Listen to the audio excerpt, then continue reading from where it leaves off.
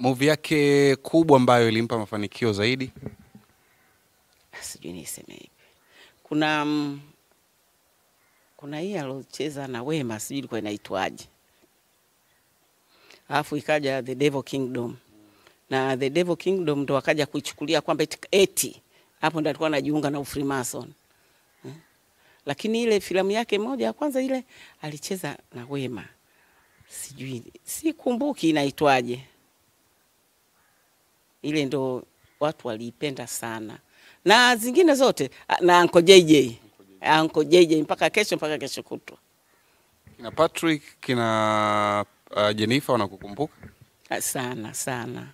Niko nao bibi wananikumbuka. Mara mwisho kuonana nao?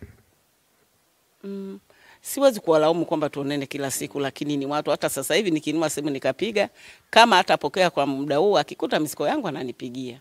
Bibi, ulikuwa na shida gani? Kwa hiyo niko nao vizuri kwa kweli. Ni changamoto ipi kubwa ambayo ilimkuta Steve na ukatamani aachane kabisa na masuala ya filamu? Mama amecheka kwanza. Ni kama hayo nayokuambia, ni mengi sana. Yaani mtu anaanzisha chuki na anawapandikiza watu wakubali hayo maneno alowaambia ya chuki, wanakuchukia wewe. Hiyo ni mambo ambayo Kanumba alikuwa anakutana nayo sana. Lakini mwisho wa siku wale watu wanaowaambia wanakuja kugundua kwamba huu ni uongo, lakini baada ya kuwa wamemchukia, wamemsema vibaya, wamefanya nini, basi ndio hivyo. Nimepita Instagram nikakuta kuna account, nikasema hizi ni zile ambazo watu tu wanafungua kwa ajili ya maslahi yao binafsi ama ni mama mwenyewe alifungua? Unatumia Instagram ama mitandao mingine ya kijamii? Mimi nikwambia ukweli, mjukuu wangu akiwepo kama hivi yupo, ndo ataenda kuniangalia. Kishaondoka mimi huko sipo tena. Maana yake mimi kama ninavyokuambia, hii mitandao unafungua, mimi na pressure na vidonda vya tumbo, unakuta mara wamekutukana, mara wamefanya nini, unaambulia kwenda hospitali, gharama ni za kwako. Sasa vya nini?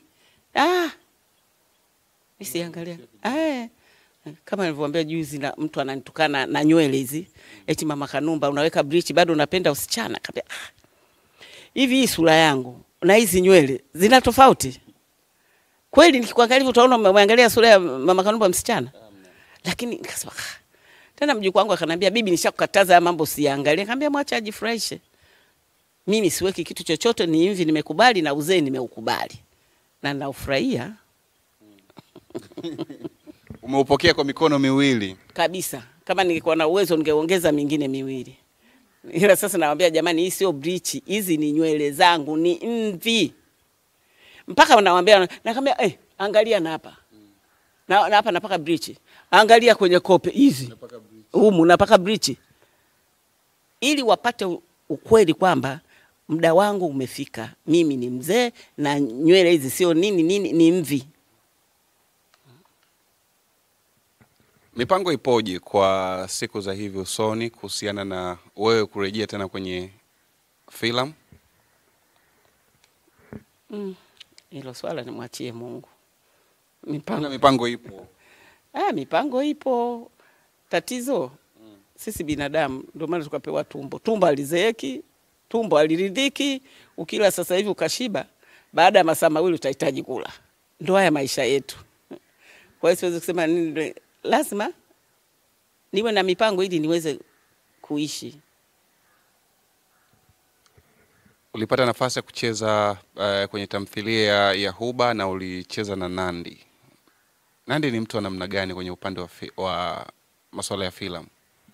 Yaani mimi Nandi kwanza kitu alichonishangaza na nilimpenda sana.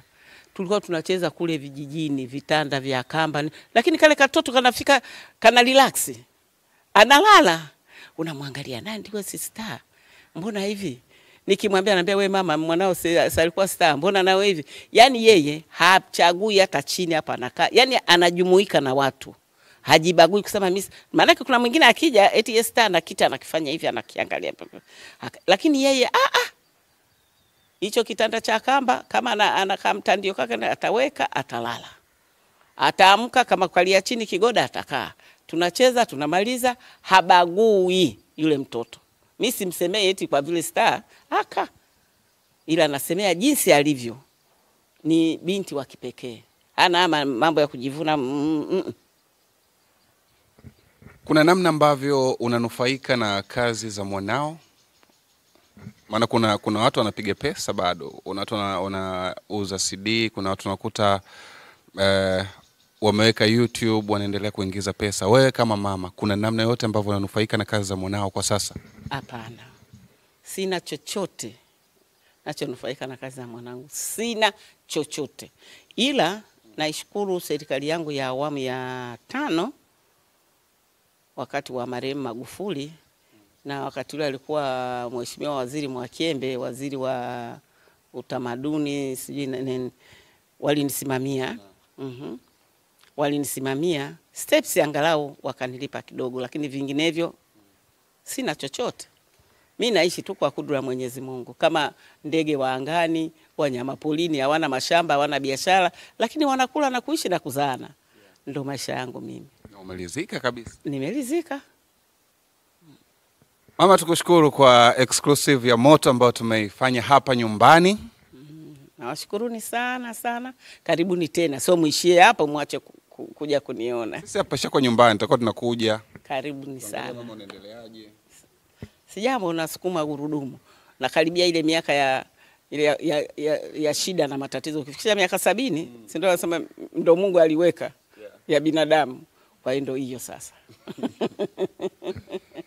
Bwana, hii ilikuwa ni exclusive na Mama Stephen Charles Kanumba ambaye tumezungumza